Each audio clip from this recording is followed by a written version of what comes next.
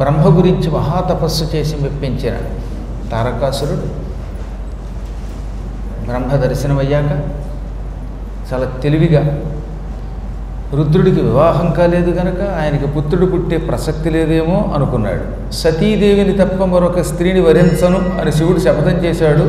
సతి ఎలాగో శరీరం లేకుండా ఉన్నది కాబట్టి ఆయనకి భార్య ఉండదు. భార్య ఉండకపోతే పుత్రుడు ఉండడని బాగా ఆలోచించి రుద్రవీర్య సముద్భవుడైన కుమారుని చేతిలో తప్ప మరెవ్వరి వల్ల నాకు మరణం లేకుండా వరం కరుణించు విరించి నీ గురించి తపస్సు చేశాను గనక అంటే ఆయన తథాస్తు అన్నాడు.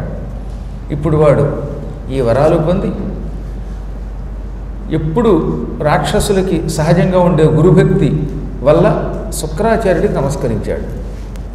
రాక్షసులు దేవద్రోహం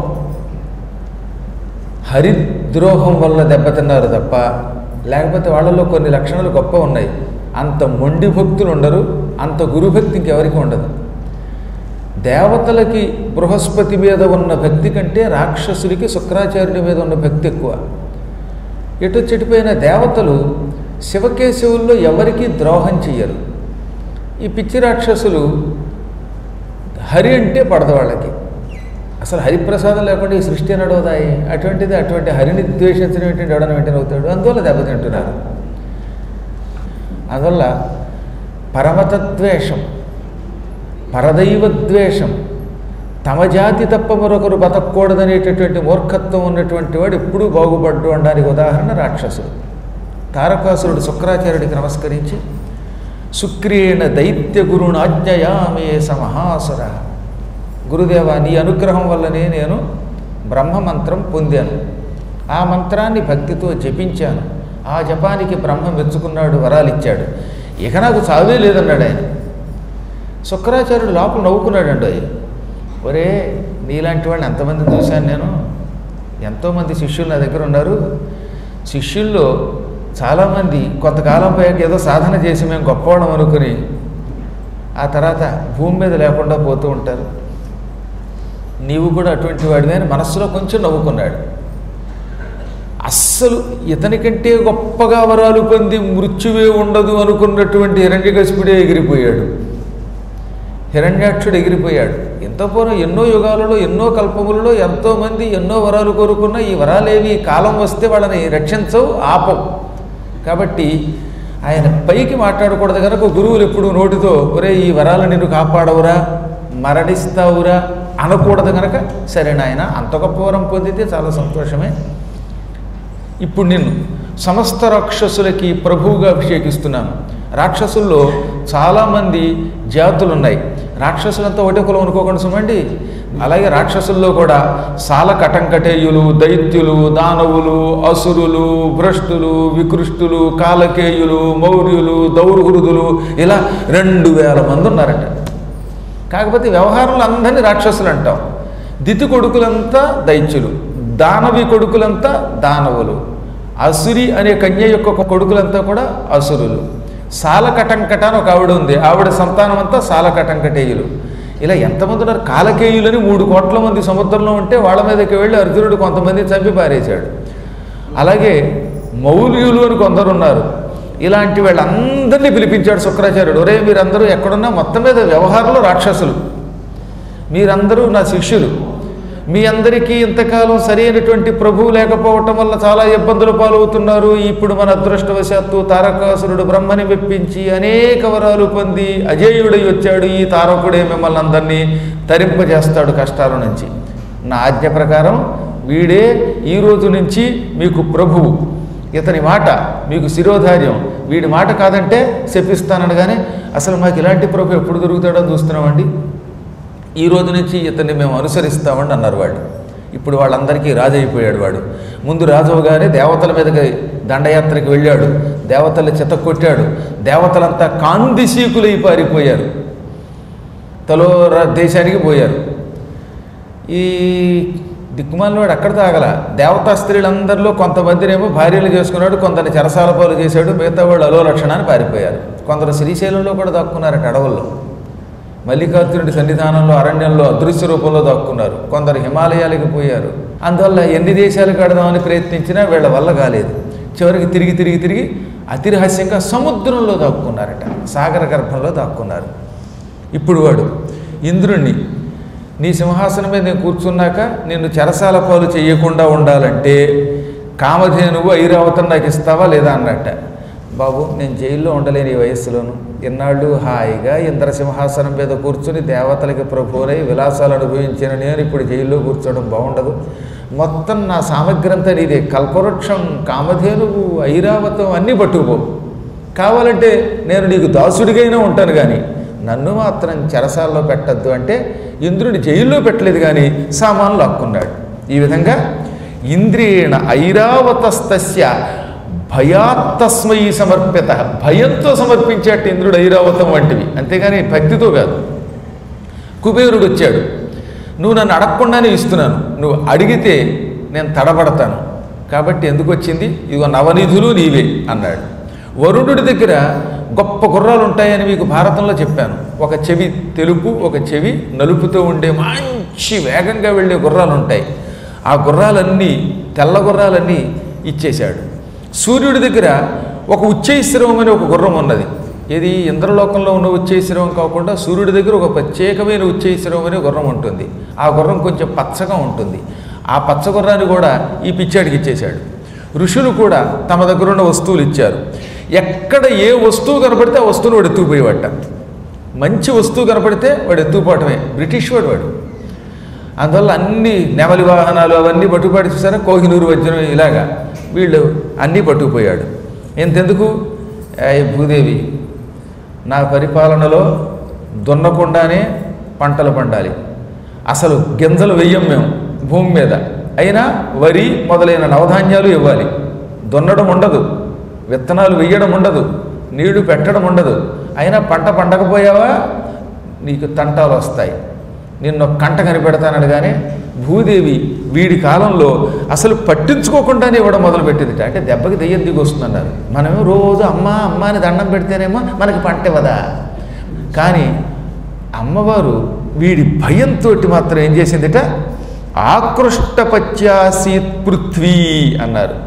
ఏ విధమైన శ్రమ లేకుండా పంటలు అందించడం మొదలుపెట్టింది. ప్రజలు కూడా ఈ రాజంటే భయం గనక పన్నులు కట్టడం మొదలెట్టారు. సూర్యుడు ఎక్కువ వేడి చూపించేవాడు కాదు. వేసవకాలం ఏంటంటే వాయిదారు కూడా అసలు మనకి ఇప్పుడు ఫిబ్రవరి నెలలో ఉందా, ఇది ఫాల్గుణ మాసంలో ఉందా, పగటిపూట బయటికి ఒక్క క్షణం అడుగు పెడితే ఆ తర్వాత ఇంట్లోకి రాలేకపోతున్నాం, కళ్ళు వేర్లు గమ్ముతున్నాయి. సూర్యుడు కూడా హడిలిపోయి ఈ తారకాసురుడి పరిపాలనా కాలంలో అది వైశాఖ మాసమైనా ఒకటి, చైత్రమాసమైనా ఒకటి, ఎప్పుడు చూసినా హాయిగా కార్తీక మాసంలో ఉన్న చల్లదనం, పూర్వం కార్తీక మాసంలో ఒకటి ఉండేదిలేండి, ఆ కాలంలో చల్లదనం ఉండేది. అటువంటి చల్లదనం ఇవ్వడం మొదలుపెట్టాడు. చంద్రుడు ఎప్పుడూ కాంతినివ్వడం మొదలుపెట్టాడు. వాయుదేవుడు అనుకూలముగా హాయిగా వేచడం మొదలుపెట్టాడు. ఈ విధంగా దిక్పాలకులను, దిక్కులను, ఈ పంచభూతాలను, ప్రపంచాన్ని అదుపులో పెట్టాడు వాడు. అందరి సంపదలు లాగాడు.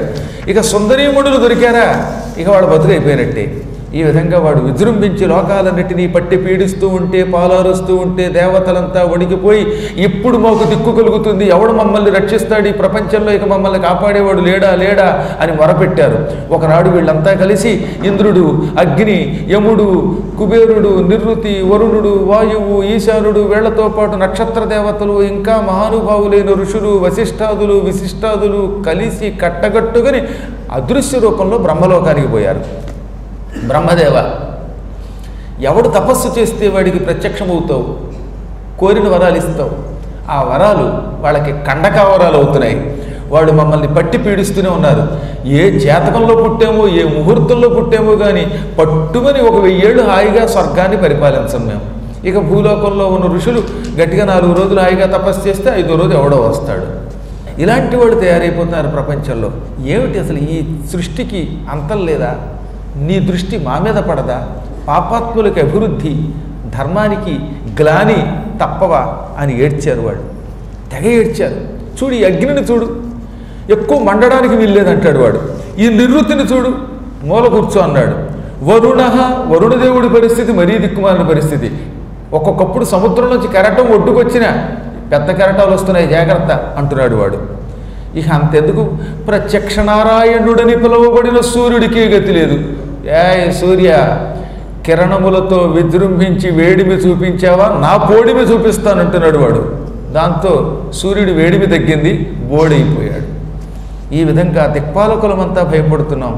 ఈ ప్రపంచమంతా సర్వనాశనం అయిపోతున్నది.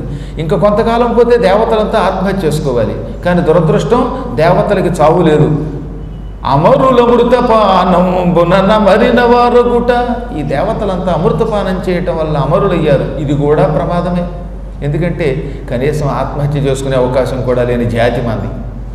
చావు లేక, బ్రతుకు లేక, గౌరవం లేక, పదవి లేక మేము ఎలా బతుకుతాం? త్వన్నో గతిశ్చ శాస్తాచ ధాతా త్రాతా త్వమేవహి. నువ్వు తప్ప మాకెవరు గతి? మా పాలకుడివి, మా తండ్రివి, రక్షకుడివి నువ్వు. మేమందరం ఈ తారకుడిని అగ్నిలో మాడి మసైపోకుండా రక్షించు. ఔషధాలు లేవు కనీసం. ఆ అమృతం ఏమైపోయిందో తెలియదు. విష్ణువు దగ్గరికి వెళ్ళి ఒకసారి మేము మొరపెడితే ఆయన వచ్చి విష్ణు సుదర్శన చక్రం విడిచిపెట్టాడు తారకుడి మీద. తారకుడికి సుదర్శన చక్రం తగిలి వెనక్కి వచ్చేసింది. ఎందుకంటే నువ్వు వరం ఇవ్వడం వల్ల. యత్ర అస్మాకం జయాశాహి హరిచక్రే సుదర్శనే ఉత్కుంఠితమభూతస్య కంఠే పుష్ప వివార్పితం. నీ దగ్గరకు వచ్చే ముందు మేమంతా ఎవరికీ తెలియకుండా విష్ణువు దగ్గరికి వెళ్ళాం. శ్రీహరి శరణు అన్నాం. అప్పుడు శ్రీహరి మేము బతిమాలుతూ ఉంటే ఓహరి సాహరి తన చక్రాన్ని ఆ దుర్మార్గుడి మీదకి విడిచిపెట్టాడు. ఆ చక్రం విచిత్రంగా వాడి కంఠానికి తగిలి కంఠే పుష్పం ఇవ అర్పితం, కంఠంలో పుష్పమాల్లాగా మారిపోయి వెనక్కి తిరిగి వచ్చింది. అప్పుడు శ్రీహరి నవ్వి, బ్రహ్మ ఇచ్చిన వరాలు ఇవి, బ్రహ్మ ఇచ్చిన వరములు తెచ్చను కర్మ, ఈ కర్మ దుష్కర్మ నా పుట బ్రహ్మ విష్ణుల తరమా. ఈ దుర్మార్గుడికి బ్రహ్మగారు వరాలు ఇచ్చాడు, దానివల్ల ఈ కర్మ వచ్చి పడింది. ఈ దుష్కర్మ అప్పడం నా వల్ల కాదు, మీరు వెళ్ళి ఆ బ్రహ్మనే పట్టుకోండి అన్నట్ట. అందుకని మేము నీ దగ్గరకు వచ్చాం. ఇప్పుడు వాడిని ఎలా సంహరించాలడగానే బ్రహ్మగారు నవ్వి అన్నట్ట, ఆయన సొమ్మేం పోయింది, వరాలు ఇచ్చేస్తాడు, ఆయన జోలికి ఎవరు రారు. అందుకని నవ్వుకుని ప్రహస్య నవ్వి ఇలా అన్నట్ట, దేవతలారా కంగారు పడకండి. మీరు ఇందాకేమన్నారు? మేము ఎప్పుడు దుఃఖాలు పాలవుతున్నాం అన్నారు. ఎందుకు దుఃఖాలు మీకు వస్తున్నాయో మీకు ఇంకా తెలియదా? మీరు చేసిన పాత కర్మలు. ఈ ఇంద్రుడు తిన్నగా ఉండగా దితి దగ్గరికి వెళ్ళి కడుపులో దూరి పిండాన్ని ముక్కలు ముక్కలుగా కొడితే ఆవిడ ఒళ్ళు మండదు మరి. ఇలా మీరు ఎన్నో పనులు, పిచ్చి పనులు చాలా చేశారు. హిరణ్యకశిపుడు తపస్సుకు పోయినప్పుడు మీరు మాట్లాడకుండా ఊరుకుంటే మీకు సమస్య వచ్చేది కాదు. వాడు అలా తపస్సుకు వెళ్ళగానే వాడు చచ్చాడు అనుకుని లీలావతిని గర్భవతిని ఎత్తుకుపోయాడు ఇంద్రుడు. అప్పుడు ఏమైంది? రాక్షసులకి క్రోధం పెరుగుతోంది. కాబట్టి కొన్ని విషయాల్లో మీ దేవతలు చేసిన పాపాలు చాలా ఉన్నాయి. అవే ఇప్పుడు ఈ దుఃఖ రూపంలో అనుభవిస్తున్నారు. ఎంత గొప్పవాడైనా తాను చేసుకున్న మహాపాతకమును అనుభవించి తీరక తప్పదు. అవశ్యం అనుభోక్తవ్యం కృతం కర్మ శుభాశుభం. మంచి అయినా చెడ్డైనా తాను చేసుకున్న ఫలితం ప్రతి వ్యక్తి అనుభవిస్తాడు. అలాగే మీరు అనుభవిస్తున్నారు. ఇప్పుడు వీడిని నేను ఏం చేయలేను. కారణం ఏంటంటే నేను ఇచ్చాను వరాలు, తీసుకోలేను. విషవృక్షోపి సంవర్ధ్య స్వయం చేత్తుమ సాంప్రతం అంటాడు 22వ శ్లోకంలో. తన చేత్తో పెంచిన విషవృక్షాన్ని కూడా చంపలేట జీవి. దొడ్లో పనికిమాలిన చెట్టు, ఒక ప్రమాదకరమైన చెట్టు వచ్చిందండి. అది వాడు పొరపాటును పెంచాక ఆ విషవృక్షాన్ని చూస్తూ చూస్తూ నరకలేడు. అంటే నేను చెప్పేది మంచివాళ్ళకు తనాలండి. ఇప్పుడు ఇంట్లో చెట్లు ఎవరు ఉంచుతున్నాడు, చెట్లు అరిగిపారేయడం అపార్ట్మెంట్లో తప్ప అసలు చెట్టు అనేది ఒకటి ఉందిట అనే స్థితికి తీసుకొస్తున్నాం. కానీ పూర్వం చెట్టు నాటితే అంత తేలిగ్గా నరికేవారు కాదు. పరమపాపాత్ముడైన పుత్రుణ్ణి చంపుకుంటారా ఎవరైనా? ఈ తారకుడు నా భక్తుడు, వాడికి వరాలు ఇచ్చాను. ఆ వరాలు వెనక్కి తీసుకునే అర్హత, అధికారం కూడా లేవు నాకు. ఇప్పుడు నేను చేయగలిగేది ఒకటి, మీకు మంచి సలహా ఇస్తాను. మేము త్రిమూర్తులను కూడా వాడిని చంపలేం కనుక చంపేవాడిని చూపిస్తాం. ఈ తారకుడు అజ్ఞానంతో రుద్రవీర్య సముద్భవుడైన పుత్రుడి వల్ల తప్ప ఇంకెవరి వల్ల మరణం లేకుండా వరం కరుణించమన్నాడు. నేను తథాస్తు అన్నాను. వాడి దృష్టిలో రుద్రపుత్రుడు పుట్టడని, కానీ పుడతాడని వాడికి తెలియదు. ఎన్ని వరాలు ఇచ్చినా నేను వాడి చావడానికి పనికొచ్చే ఒక వరం అట్టే పెట్టుకుంటాను నా దగ్గర. ఇప్పుడు మీరు చేయవలసిన పని, మహావేగంగా మీ ప్రయత్నాలన్నీ చేసి ఉమా శివుల పెళ్ళి అయ్యేలా చూడండి. శివపార్వతుల కళ్యాణం అయ్యేలా చూడండి. శివుడా కఠోర నిష్టతో తపస్సు చేస్తున్నాడు, పార్వతి ఆయనకి సేవ చేస్తుంది, ఆయన కళ్ళు విప్పేవాడిని చూడడం. కానీ వాళ్ళిద్దరికీ ప్రేమ పెరిగేలాగా పెళ్ళయ్యేలా చూడండి. వివాహం అయ్యిందా, శీఘ్రకాలంలోనే ఊర్ధ్వరేతస్కుడైన శంభుడు మనకి ఒక బిడ్డని ప్రసాదిస్తాడు. హిమవత్పుత్రిక పార్వతి జగన్మాత శివుణ్ణి ఆకర్షించే పరమ సౌందర్యంతో ఉంది. ఆ సౌందర్యం చాలా గొప్పది, కానీ ఆ సౌందర్యాన్ని ఇతరులు చూస్తే హడిలి పారిపోతారు. ఒక్క జగన్మాత యొక్క సౌందర్యాన్ని కాంక్షించేవాడు జగన్నాయకుడైన విశ్వనాథుడు ఒక్కడే. మహేశ్వరుడు ఆమెను కోరుకోవడం లేదు, ఆమె అతన్నే భర్తగా కోరుకొని సేవ చేస్తోంది. ఇప్పుడు మీరిద్దరూ అంటే ఈ దేవతలు మరియు ఋషులు కలిసి విశ్వప్రయత్నం చేసి విశ్వనాథుడి మనస్సు మరల్చి విశ్వదేవి యొక్క కళ్యాణం జరిగేలా చూడండి. ఈ కళ్యాణం మీ కళ్యాణమే కాకుండా లోక కళ్యాణం అవుతుంది. ఈలోపు నేను మీకు ఉపకారం చేస్తాను. ఏమిటా ఉపకారం? తారకాసురుడు స్వర్గాన్ని లాక్కున్నాడే, ఆ స్వర్గం అందాక వాడి దగ్గర నుంచి బతిమాలు తీసుకుని ఇంద్రుడికి ఇప్పిస్తాను. మీరు వెళ్ళండి, మీ పని మీరు చూసుకోండి, శివ కళ్యాణం జరపండి, మీ కళ్యాణం నేను చూస్తాను క్షవర కళ్యాణం లేకుండా అని బ్రహ్మ అక్కడ అదృశ్యమై తారకాసురుడి దగ్గరికి వచ్చాడు. తారకాసురుడు ఒక్క క్షణం తెల్లబోయాడు. మహానుభావ బ్రహ్మదేవ, పిలిస్తే నేనే వచ్చేవాడిని కదా, కాకితో కబురు పెడితే వచ్చేవాడిని, నువ్వెందుకు వచ్చావంటే కాకులు దొరకట్లేదు బ్రహ్మలోకంలో, అందుకని నేనే వచ్చాను. ఈ స్వర్గం ఏం గొప్ప స్వర్గం ఇది, ఇందులో తేజస్సు ఏమీ లేదు, రెప్పపాటు లేని దేవతలు పరిపాలించుకునే స్వర్గం. ఈ పిచ్చి స్వర్గం మీద వ్యామోహంతో నువ్వు దేవతల్ని చావగొట్టి లాక్కున్నావు. అసలు నువ్వు వీరుడివి. వీరుడెప్పుడు వీరులైన మానవుల్ని జయించాలి. మానవుల దగ్గర మొండి పట్టుదల ఉంటుంది, వాళ్ళు ఒకటి అనుకుంటే ఇంకా పని అంత తేలిగ్గా వదలరు. అందువల్ల నువ్వు భూలోకానికి పోయి భూలోకంలో ఉన్న గొప్ప గొప్ప సంపదలన్నీ పొందు, వాళ్ళని పరిపాలించాలి. భూమి మీదకి దేవతల్ని రప్పించుకోవాలి, భూమి మీదకి పాతాళవాసుల్ని రప్పించుకోవాలి. కానీ స్వర్గంలో కూర్చుంటే నీ పరాక్రమం ఎవడికి తెలుస్తుంది? కాబట్టి నువ్వేం చేస్తావు? స్వర్గాన్ని ఇంద్రుడికి బారి, నేను నీకు ఇచ్చిన వరం చాలా గొప్పది, ఈ పనికిమాలిన స్వర్గం ఎందుకు నీకు? కాబట్టి ఏం చేస్తావు? మయా స్వర్గరాజ్యత దత్త నహ, నీకు స్వర్గం ఇవ్వబడలేదు కనుక స్వర్గం వదిలి, దేవతల లోకాల్లో కంటే ఉన్న సుఖాలన్నీ భూలోకంలో ఉన్నాయి కనుక వాటిని అనుభవించు. భూలోకంలో ఎంతో హాయి ఉంటుంది. అసలు మానవ స్త్రీలలో సుందరీమణులు ఉంటారు, మానవ లోకంలో మంచి మంచి పిండి వంటలు ఉంటాయి. స్వర్గంలో ఎప్పుడు చూసినా దిక్కుమాలిన అమృతమే. అదే భూలోకానికి వెళ్ళామనుకో, ఒక్కో రోజు పులిహార, ఒక్కో రోజు ఉలవలు ఉడకబెట్టి సాయంకాలం పద్మాకర్ గారు పురాణం వేగ పెడతారు, అవి ఎంత బాగుంటాయో.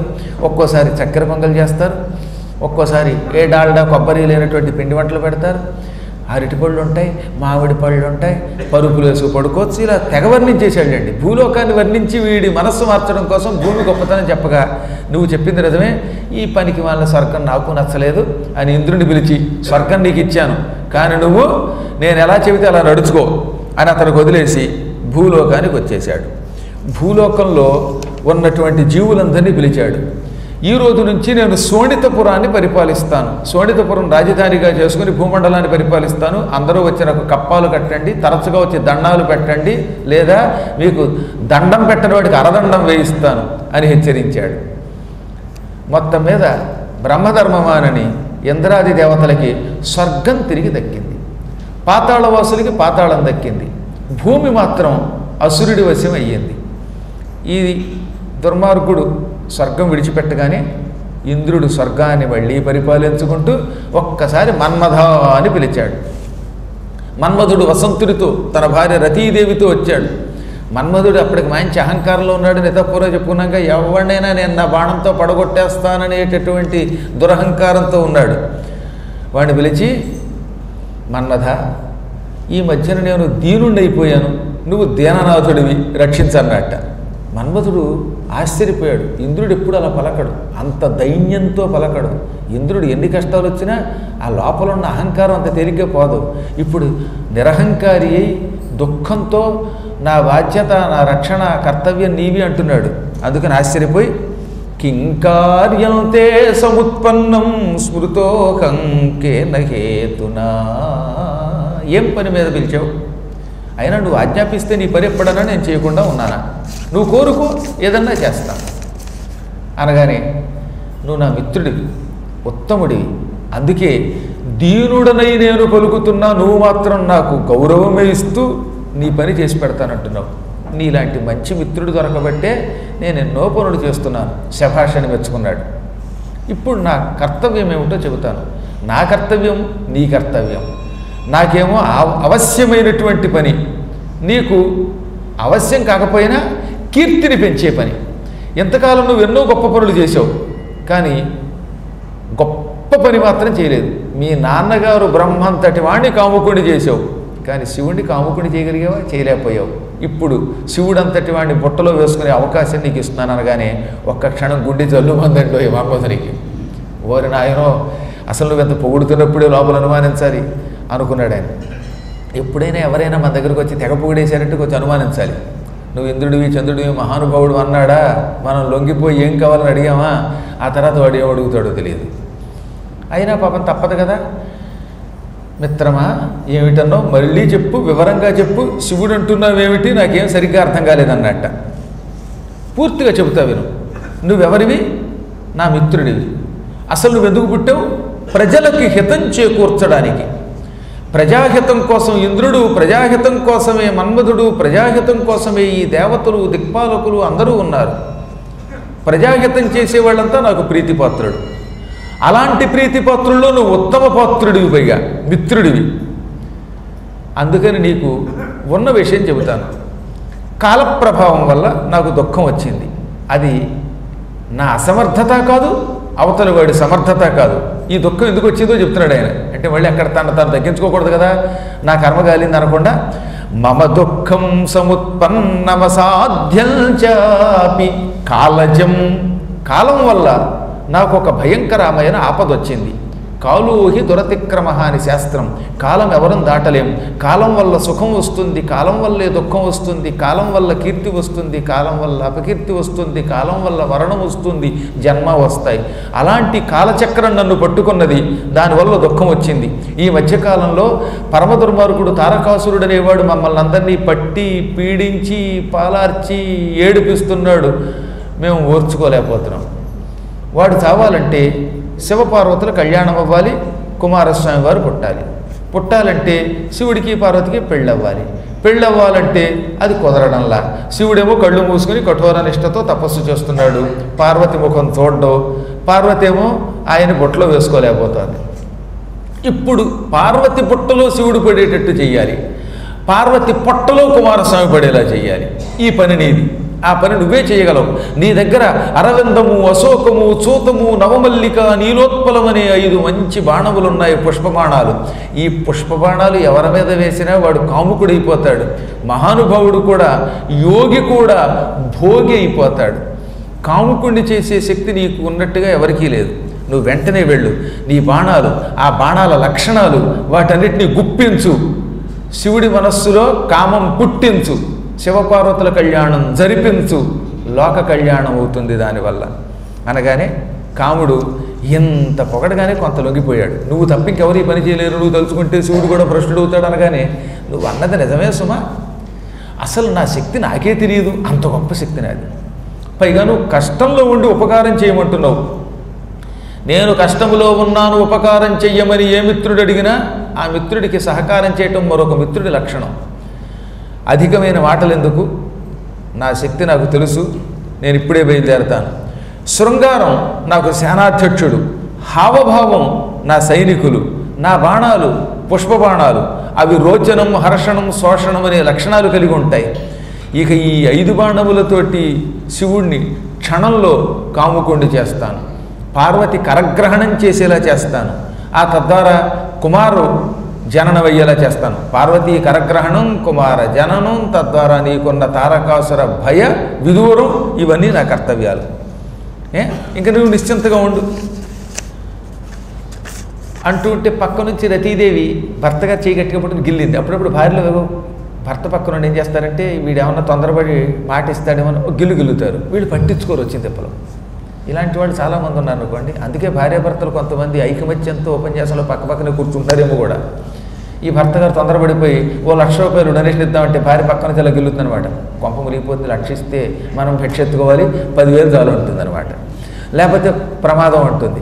ఏదైతేనే అప్పుడప్పుడు వీడు తొందరపడుతూ ఉన్నప్పుడు రక్షించవలసిన బాధ్యత మరి భార్యదే కదా. అందుకని ఆవిడ ఏమందంటే ఇలా గిల్లింది. ఏమిటన్నాడు అన్నాడు. సైగ చేసింది ఆవిడ. ఏమని? ఏమండోయ్, ఆ ఇంద్రుడు ఏదో ముఖస్థుతి చేస్తున్నాడని రెచ్చిపోయి శివుడి మీద బాణం వేస్తే ఆ బాణం వెనక్కి వస్తే శివుడు ఎలా ఉన్నా రెచ్చిపోతే మనం చచ్చిపోతామేమో చూడండి అని సైగతో చెప్పిందిట. ఆ సైగ ఇది అర్థమైపోయింది. ప్రేమగా, కంగారు పడకోయ రతి, ఆ మాత్రం మతి లేకుండా నేను ఏమైనా మాటిస్తానా, మన అతీగతి చూసుకునేందుకు మా నాన్నగారు ఉన్నారులే అన్నట్టు. పాపం రతీదేవి ఎప్పుడు భర్తకి ఎదురు చెప్పదు. ఆయన కూడా ఆవిడ మాట కాదండు. గొప్ప ఆదర్శ దంపతులు చెప్పుకున్నాం కదా. సరేనంది. ఇంద్రుడికి మాత్రం ధైర్యం వచ్చింది. అమ్మయ్య, ఇక నా పని అయిపోయినట్టే అనుకున్నట్ట. నీ పని అయిపోయింది, నా పని అయిపోయింది అన్నాడు ఈయన. ఈయన పని అయిపోతుంది అనుకోండి, అది వేరే విషయం. ఇప్పుడు కాముడు విజృంభించాడు, గర్వితుడయ్యాడు. అందుకే ఇక్కడ ప్రత్యేక తత్రగత్వ స్మరో గర్వీ శివమాయా విమోహిత. శివమాయ వల్ల విమోహితుడై గర్వంతో శివుణ్ణి ఏమైనా సంసారిని చేస్తాననుకున్నాడు. ముందుగా భార్యతో పాటు భూలోకానికి వచ్చాడు. హిమాలయ పర్వతం దగ్గరికి వెళ్ళాడు. హిమాలయ పర్వతం అంతా వాతావరణం చల్లగా ఉంది కదా. ఇలాంటి వాతావరణంలో శివుణ్ణి మార్చడం కొంచెం కష్టం అనుకుని వసంతుడిని పిలిచాడు తన మిత్రుణ్ణి. ఈ ప్రాంతంలో వసంత ఋతువు వచ్చేలా చెయ్యన్నట్ట. వెంటనే వసంతుడు ఓషధి ప్రస్థంలో మహేశ్వరుడు తపస్సు చేస్తున్న ప్రాంతంలో ముందు తన ఋతుప్రభావం చూపించాడు. వసంత ఋతువు అంటే ఎలా ఉంటుంది? ఓ పక్కన మల్లె తీగలు, మల్లె పువ్వులు పుష్పిస్తున్నాయి, మరో పక్కన మామిడి చెట్లకు పూతలు వచ్చాయి, ఇంకా అన్ని చెట్లు చివురించి పువ్వులతో ఘుమఘుమలాడిపోతున్నాయి. కోకిలలు అక్కడికి వచ్చి కుహు కుహు అని కమ్మగా కూస్తున్నాయి. పుష్పాణి సహకారాణామశోక వనికాసువై విరేజు సుస్వరోద్దీపకరాణి సురభీణ్యపి. ఇంకా మామిడి చెట్ల పూతలు, అశోక వృక్షాల పుష్పాలు, చెంపక పుష్పాల యొక్క మొగ్గలు ఇవి సుగంధాన్ని వెదజల్లుతున్నాయి. ఎక్కడ చూసినా పువ్వులు, వాటి సువాసన, వీటికి జనులు మత్తెక్కిపోతున్నారు. మన్మథ వికారం తెలియకుండానే యోగుల్లో కూడా ప్రవేశించింది. ఇంకా తుమ్మెదలు ఝంకారం చేస్తున్నాయి. ఓ పక్కన రమ్యమైపోయింది వాతావరణం, మనోహరమైపోయింది వాతావరణం. అటువంటి సమయంలో మన్మథుడు వచ్చాడు. శివుడు ఒక పెద్ద విశాలమైనటువంటి బండరాయి మీద కూర్చున్నట్ట. ఆ బండరాయి మీద కూర్చునేటప్పుడు ఆసనంగా జింక చర్మం వేసుకున్నాడు. భుజం మీద వ్యాఘ్ర చర్మాన్ని కండువాగా వేసుకున్నాడు. ఎదురుగుండా దండం కమండలం పెట్టుకున్నాడు. జపమాల చేత్తో పట్టుకున్నాడు. రోజు ఆయనకి సేవ చేయడానికి పార్వతి వస్తుందిగా, అలాగే ఆ రోజు కూడా పార్వతీదేవి అక్కడికి వచ్చింది. పార్వతీదేవి రాగానే స్వామివారికి వినయంగా సాష్టాంగ నమస్కారం చేసింది. ఆ తర్వాత ఎదురుగుండా ఉన్న మందాకిని నదిలోంచి నీరు కమండలం నిండా పట్టుకొచ్చింది. ఆ నీళ్ళు ఆయన పక్కన పెట్టింది. స్వామి, ఇదిగో కమండల జలం, ఇదిగో దండం, ఇదిగో జపమాల అని ఇవన్నీ ఇచ్చింది. చూసుకున్నట్ట మన్మథుడు, అమ్మయ్య, మంచి వాతావరణం సమకూరింది. జగదేక సుందరి, సౌందర్య లహరి అంటే ఆవిడే. అటువంటి అమ్మవారి ఇక్కడ నిలబడింది. ఆవిడ శివుడికి సేవ చేస్తోంది. శివుడు కూడా ఎప్పుడూ లేని కొంచెం కళ్ళు విప్పాడు. ఇవాళ ఇది కూడా కలిసి వచ్చింది మనకి. ఆయన కళ్ళు మూసుకుంటే అప్పుడు మనం ఆయన ఏమీ చేయలేము. ఆయన కళ్ళు విప్పాడు కదా. ఈ కళ్ళు విప్పి పార్వతి కేసు చూస్తున్నప్పుడు బాణం కొడితే ఇక ఆయన పడు ఉంటాడు అనుకున్నట్ట.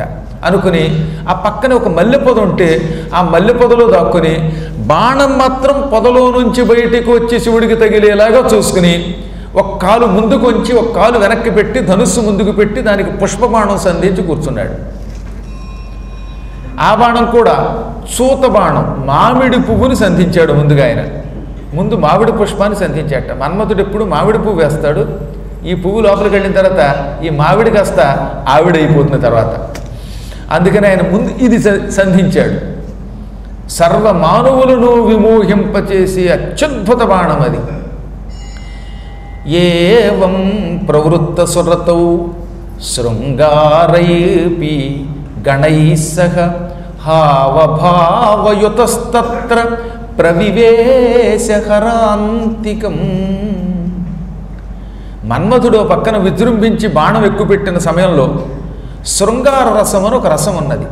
ఈ రసం తన గణములతో అందమైన స్త్రీ రూపం ధరించి శివుడి దగ్గరకు వచ్చింది.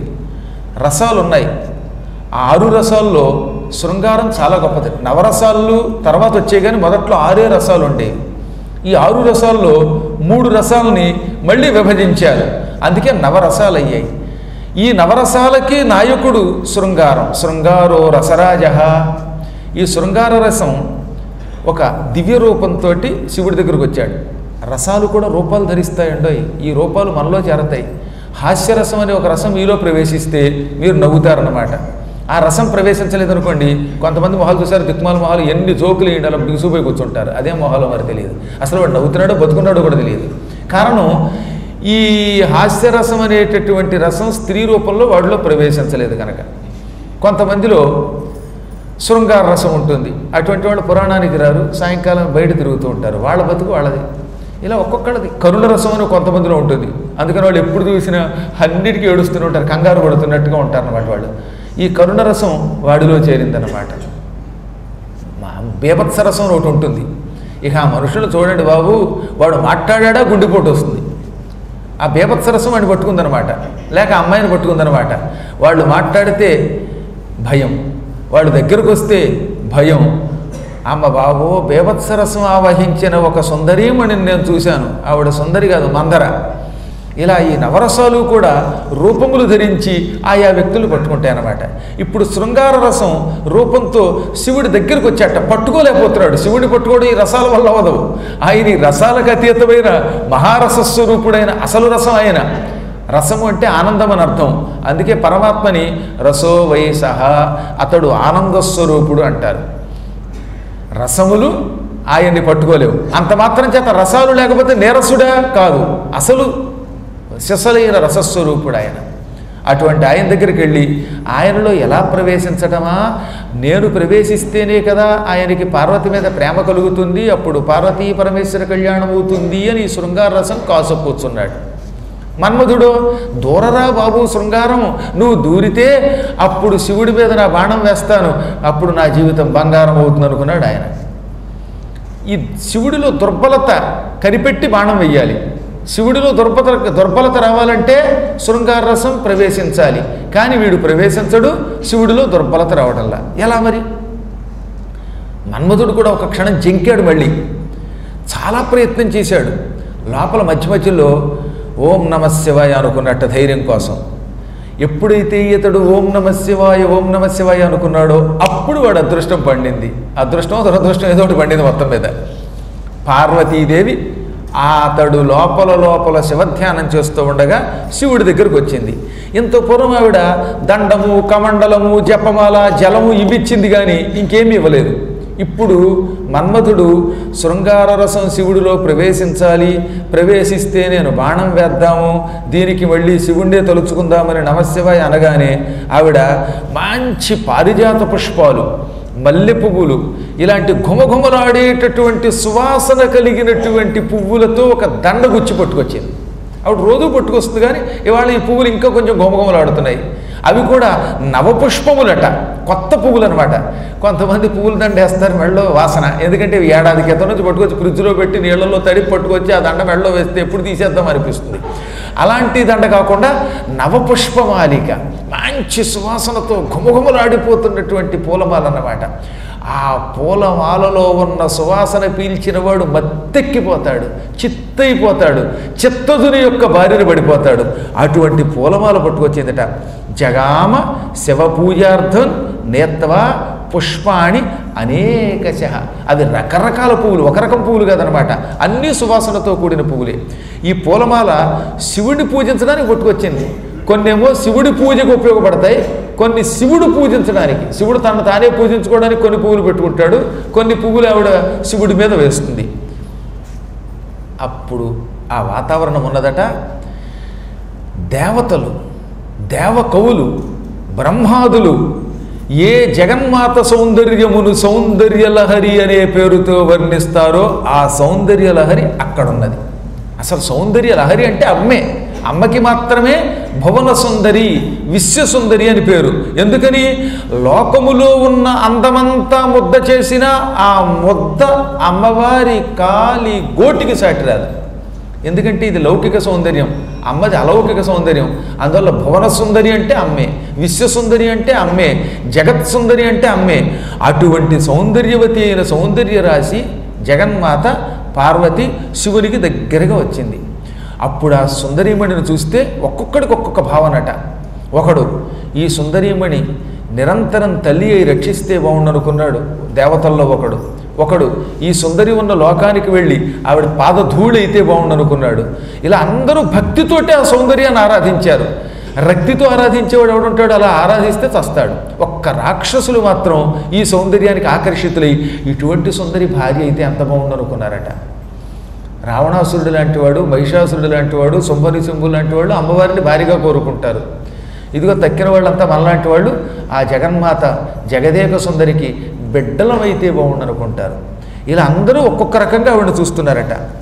ఆ తల్లి సౌందర్యం వర్ణించాలి అనుకున్నాడు ఆదిశేషుడు, ఆ తల్లి సౌందర్యం వర్ణించాలనుకున్నాడు బృహస్పతి, వర్ణించాలనుకున్నాడు బ్రహ్మ. ఇలా అందరూ అమ్మవారి సౌందర్యం వర్ణించాలనుకున్నారట. తత్సౌందర్యం కథం వర్ణ్యమపి వర్షశతైరపి. 100 సంవత్సరములు గడుస్తున్నాయి కానీ అమ్మవారి సౌందర్యం వర్ణించడం ఎప్పటికీ పూర్తి కాలేదట. అప్పుడు మొదలుపెట్టిన సరస్వతి అమ్మవారి జగదేక సౌందర్యం వర్ణించడం మొదలుపెట్టింది. ఎప్పుడు? మన్మధుడు బాణం వేసే టైంలో. అప్పటి నుంచి ఎప్పటిదాకా సరస్వతి దగ్గర కట్టల కాగితాలు పెట్టుకుని గంటం పుచ్చుకుని అమ్మవారి సౌందర్యం ఇలా ఉంది అలా ఉంది అని రాస్తూనే ఉందిట. కట్టలు పూర్తవుతున్నాయి కానీ ఆ సౌందర్య వర్ణన పూర్తి కాల. అంటే ఎన్నేళ్ళైనా ఎన్ని యుగములు గడిచినా అమ్మవారి సౌందర్యమును ఎవరు వర్ణించలేరు. వాణియే వర్ణించలేకపోతే ఇక మనలాంటి వాళ్ళం బోణి ఏం చేయగలం? అంత మహాసౌందర్యం అది. అటువంటి సుందరి శివుడికి దగ్గరికి వెళ్ళింది. ఒక్క పరమాత్మనికి మాత్రమే ఆ సౌందర్యం నిజమైన ఆకర్షణ కలిగిస్తుంది కనుక. అప్పుడే శంకరుడు ఏం చేశాడు? ధ్యానం త్యక్త్వా క్షణం అవస్థిత. ఒక్క క్షణం అలా కళ్ళు విప్పాడు. అప్పటిదాకా కళ్ళు మూసుకుని జపం చేస్తున్నాయన ఆ పూట మనలాంటి వాళ్ళని బాధితుల్ని అనుగ్రహించడానికి అలా కళ్ళు విప్పాడు. లేకపోతే రోజు విప్పకుండా ఈ పూట ఎందుకు విప్పాడంటే మన్మధునికి కాస్తంత షాక్ ఇవ్వడానికి, మనకి షాక్ ఇవ్వడానికి, దాంతోపాటు మన్మధునికి అనుగ్రహం కూడా ఇవ్వడానికి టక్కన కళ్ళు విప్పాడు. అమ్మయ్య అనుకున్నాడు ఎవరు? మన్మధుడు. ఇందాక నుంచి ఈ శృంగార రసం శివుడిలో ప్రవేశించలేకపోతున్నాడు. అతడు ప్రవేశించకపోతే బాణం వేయడం వ్యర్థం అనుకుంటున్నాను. ఆ సమయంలో శివుడే మార్గం చూపాడు. శివుడు అమ్మవారికే చూస్తున్నాడు. అమ్మవారికే చూస్తున్నప్పుడు ఈ శృంగార రసాలను ఇంకో బేభత్స రసాలు నాకెందుకు, నా బాణం వేసేసానా ఆవిడ పూర్తిగా అమ్మవారిని పట్టుకుంటాడు అనుకుని ఛిద్రం అంటే ఒక మంచి లోపం కనిపెట్టి లొసుకు కనిపెట్టి టిక్కర బాణం వేసేశాడు. ఆ బాణం పేరు హర్షణము. హర్షణం అనే బాణం తగిలిందా, మామిడి పువ్వు అనే బాణం తగిలిందా, అప్పుడు శివుడికి లోపల ఆనందం హర్షం కలుగుతుంది, వ్యామోహం కలుగుతుంది. వెంటనే బాణం శివుడి గుండెల్లోకి వెళ్ళిపోయింది. ఆ బాణం తగలగానే రోజులాగే ఉన్నటువంటి పార్వతిని ఆయన చూశాడు. ఇవాళ పార్వతి అలాగే ఉంది, ఎప్పుడు అదే సౌందర్యం ఆవిడది. ఈయన రోజు చూస్తాడు కానీ పట్టించుకోవటంలా. కానీ బాణం గుండెలో వచ్చుకుందిగా, దాంతో ఒక క్షణం పులకించిపోయాడు. సుందరి నీ వంటి దివ్య స్వరూపము ఎందెందు వెతికిన లేదు కదా అనుకున్నాడు. అనుకున్న యోగి మనకు కనుక మళ్ళీ నిగ్రహించుకున్నాడు. పోనీ నిగ్రహించుకున్నప్పుడైనా ఈ మన్మధుడు కిక్కురు మనకుండా వెళ్ళిపోతే బాగుండేది. ఈయన మళ్ళీ వెంటనే ఇంకో పుష్పబాణం ప్రయోగించాడు. ఈ రెండోది శోషణం, అంటే మనిషిలో వికారం కలిగిస్తుంది. అతని గుండె ఎండిపోవడం మొదలుపెట్టింది, పెదవులు ఎండిపోవడం మొదలుపెట్టాయి, అంటూ చూడటం మొదలుపెట్టాడు. ప్రతిదినము పార్వతి ఇలాగే వచ్చేదట, పూజ చేసేది, ఆయన ఎదుట నిలబడేది, స్త్రీ స్వభావమైన లజ్జతో ఉండేది. ఈరోజు అలాగే ఉన్నది. అయితేనే ఈరోజు మన్మధుడు వరుసగా 2 బాణాలు ప్రయోగించాడు. ఇక్కడ రాశారండి. నిజంగా రాసిందంతా ముందు బ్రహ్మ, తర్వాత వేదవ్యాసుల ద్వారా పురాణ రూపంలో ఇచ్చాడు. ఏమనో తెలిసిన వారి పిచ్చి మన్మధుడా, నువ్వేదో బాణాలు వేస్తే నేను లొంగాను అనుకుంటున్నావురా. ఈ జగన్మాత ఎప్పుడూ నాలో ఉంటుంది. ఈమెను వివాహం చేసుకుంటానని బ్రహ్మకి మాట ఇచ్చా. అందుకే ఇక్కడ సస్మార బ్రహ్మ ప్రభోవరం, బ్రహ్మకిచ్చిన వరం స్మరించాడు. బ్రహ్మకిచ్చిన వరం నిలబెట్టాలి, తారకాసుర వధ జరగాలి, మధ్యలో నీ ప్రయత్నము ఫలించాలి. దేవతలంతా ఆత్రంగా ఎదురు చూస్తున్నారు గనక వాళ్ళ ప్రయత్నం ఫలించాలి అనుకుని ఏమి ఎరగనట్టుగా సామాన్యుడిలాగా కిం ముఖం కిం శశాంకశ్చ కిన్నేత్రే చోత్పలే చ కిం భృకుట్యౌ ధనుషీ చైతే కందర్పస్య మహాత్మనః. ఇది ముఖమా, చంద్రబింబమా? ఇవి కళ్ళ, కలువ రేకుల? ఇవి కనుబొమల, మన్మధుని ధనుస్స? ఇది పెదవే, దొండపొండ? ఈ ముక్క చిలుక ముక్క ఎంత చక్కగా ఉందో! ఇది కంఠధ్వనియా? ఈవిడ కంఠధ్వని కాదు, కోకిల గీతం. ఈమెకి నడుము ఉందా లేదా? అంత సన్నంగా ఉంది. ఏమిటో అలా అనేవారండి పూర్వం. నాకు అలాంటి వాళ్ళు ఎవరు కనపడలేదు. కానీ అసలు నడుము ఉందా లేదా అన్నట్టుగా ఉందిట. ఇంకా నడక అద్భుతం. హంసలు కూడా ఈమె నడకను చూచి నడక నేర్చుకుంటాయి. ఈమె ధరించిన పుష్పాలు, వస్త్రాలు ఏమని వర్ణించను అని మన్మధుడికి వినబడేలా అనుకున్నట్ట. అప్పుడు మన్మధుడు అనుకున్నాడు, ఆహా, శివుడు యోగి అనుకున్నాం, కొంచెం భోగయ్యాడు, నా బాణాలు తగిలే, ఆయన కూడా బుట్టలో పడ్డాడు అనుకున్నట్ట. తర్వాత వెంటనే అక్కడతో ఆగచ్చు కదా, పైకి అనేశాడు, రతికేసి తిరిగి. చూసావా రతి, నాకు మతి లేదన్నావు. నాకు కాదు, శివుడికి మతిపోయింది. ఇప్పుడు యతి అనుకున్న శివుడు మతి పోగొట్టుకుని సతీదేవికేసి తిరిగి వేడుతున్నాడు. నేను తలుచుకుంటే ఈ శివుణ్ణి, బ్రహ్మని, విష్ణువుని క్షణాలలో కాముకుండి చేసి సంసారంలో పడేస్తాను, సంసార వ్యామోహితుల్ని చేస్తాను, భ్రష్టుల్ని చేస్తాను, శిష్టుల్ని కూడా. ఏమనుకుంటున్నావా? మన్మధుడు అనుకున్నావా, ఇంకోటి అనుకున్నావా అనగానే హరుడు విన్నాడు. ఇది పార్వతి కేసు చూశాడు. పార్వతి అని అమాంతంగా ఆవిడ కొంగు పుచ్చుకున్నాడు. సరిగ్గా అదే సమయంలో అమ్మవారి కొంగు కూడా జారింది. కొంగు పట్టుకున్నాడు. పదే పదే మోహం పొందాడు. ఒక్క క్షణకాలం పార్వతిని ఆదరించిన ఆయన టక్కున మళ్ళీ వైరాగ్యం ప్రదర్శించాడు. నిజానికి ఆయనకి ఏ వ్యామోహం లేదు. ఇప్పుడు ఇంత వర్ణించడం అవసరమా అంటే లోకానికి తెలియాలి కాబట్టి వర్ణించాడు తప్ప పరమాత్మనికి వ్యామోహం ఏంటి? ఆయన అన్నిటికీ అతీతుడు. సృష్టి తాను కదండి. ఇంక సృష్టిలో ఏ వస్తువు మీద వ్యామోహం ఉండదు. అమ్మా తానే, అయ్యా తానే. అయినా లోకశ్రేయస్సు కోసం ఒక్క క్షణం వికారం నటించి అంతలోనే టక్కన వైరాగ్యం ప్రదర్శించాడు. మహావైరాగ్యం ప్రదర్శించాట. సువిరక్త, విరక్త కాదు, సువిరక్త, మంచి వైరాగ్యం ప్రదర్శించాడు. ఏమి విచిత్రం ఇది! ఏనాడు ఎప్పుడు వ్యామోహం పొందని నేను ఎన్నాళ్లుగా నా ఎదురుగుండా నిలబడి తపస్సు చేసుకుంటున్న నన్ను ఆకర్షించడానికి పార్వతీదేవి చేస్తున్న ప్రయత్నాలు పట్టించుకొని నేనేమి ఆవిడ కొంగు పుచ్చుకొని లాగాలనుకోవడం ఏమిటి? ఏదో ప్రయోగం జరిగింది అనుకున్నట్ట. అనుకుని ఎవడు నా మనస్సు మరలుస్తున్నది, ఎవడు నా మీదే వ్యామోహ బాణాలు వేస్తున్నది అని అటు ఇటు చూశాడు. అంటే ఆయనకి తెలియదా మన్మధుడు ఎక్కడున్నాడో?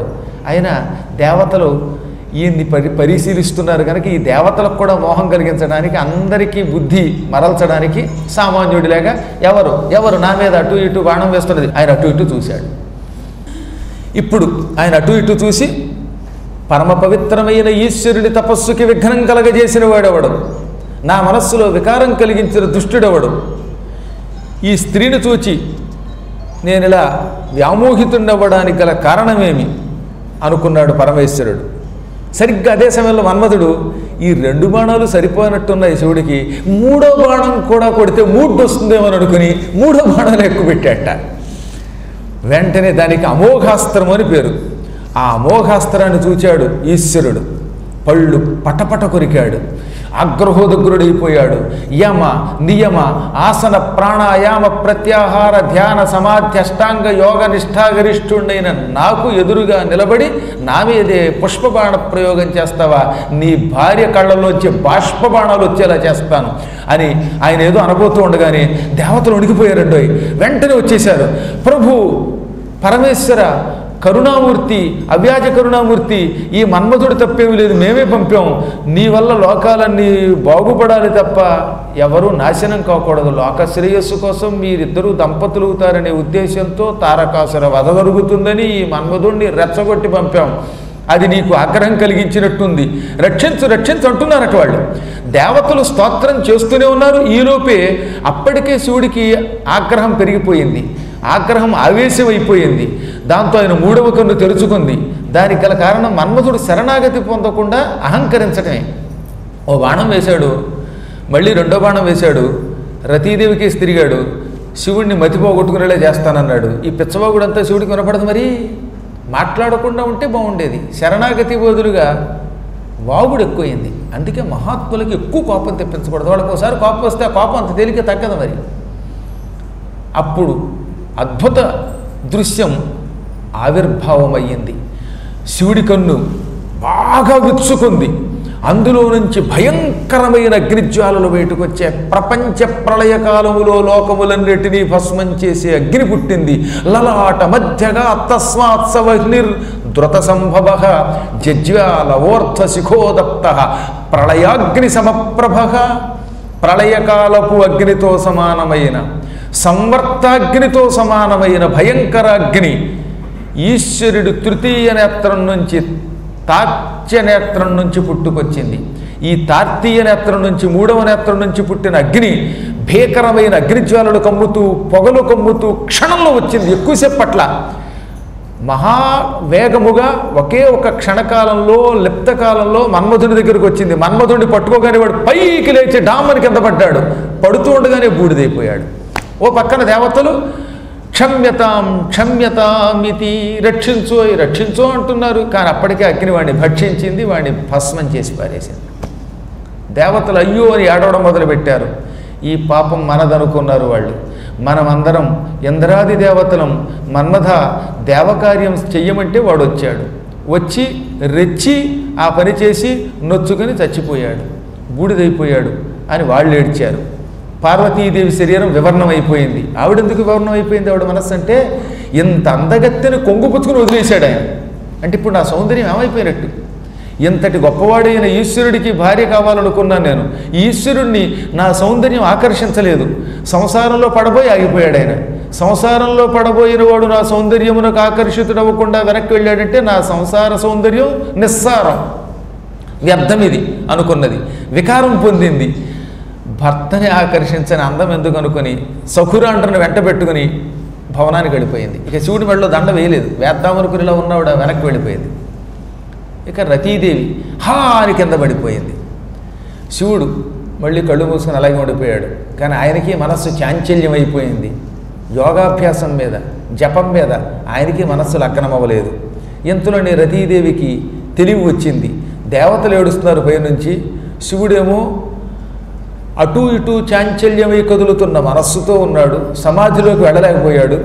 రతీదేవి మాత్రం కాసేపటికి తెప్పరిల్లి భర్త యొక్క భస్మాన్ని, బూడిదైపోయిన భర్త యొక్క దేహాన్ని చూచి ఏడవడం మొదలుపెట్టింది.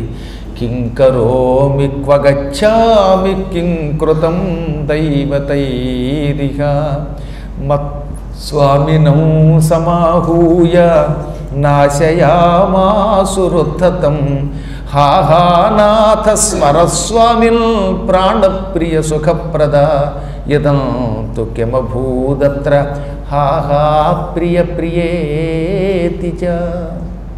నేను ఇప్పుడు ఏం చేయను, దిక్కులేని దాన్ని అయిపోయాను. దేవతలారా, మీ స్వార్థం కోసం నా భర్తని బలి చేశారా? నా స్వామి వాళ్ళ బలాత్కారంగా మీరు పంపడం వల్ల కదా ఇక్కడికి వచ్చాడు, వచ్చి నాశనం అయిపోయాడు. మీరే నా భర్తని బలంగా తీసుకొచ్చి ఇక్కడ పారేసి బూడిచ్చేశారు అని కాసేపు ఏడుస్తుంది. నాథ, నువ్వు లేకపోతే ఎలా బతుకుతాను? ప్రాణం కంటే నువ్వు ఎక్కువ.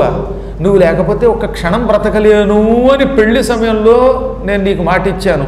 కానీ నువ్వు చచ్చిపోయినా ఇంకా బతుకున్నాను నేను. అసలు నేను స్త్రీనేనా అని కాసేపు ఏడుస్తుంది. ప్రియా అంటుంది.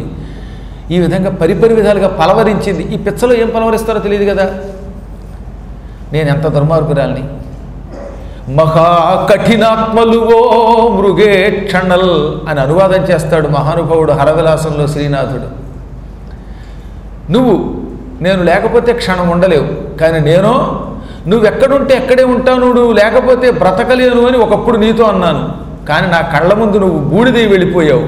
బూడిదైపోయినా నేను మాత్రం చావకుండా ఇంకా బతికున్నాను. ఈ స్త్రీలకి ఎంత కఠిన హృదయం ఉంటుంది. నేను నిజంగా నీకు ప్రియురాలినేనా అని ఒకసారి ఏడుస్తోంది. ఇక్కడ అద్భుతమైన అనువాదం చేశారండి శ్రీనాథుల వారు. అటు కుమార సంభవాన్ని, ఇటు శివపురాణాన్ని బాగా చదువుకున్న మహాకవి శ్రీనాథుడు. అందుకే హరవిలాసంలో ఈ ఘట్టం చాలా అద్భుతంగా వర్ణించాడు ఆయన.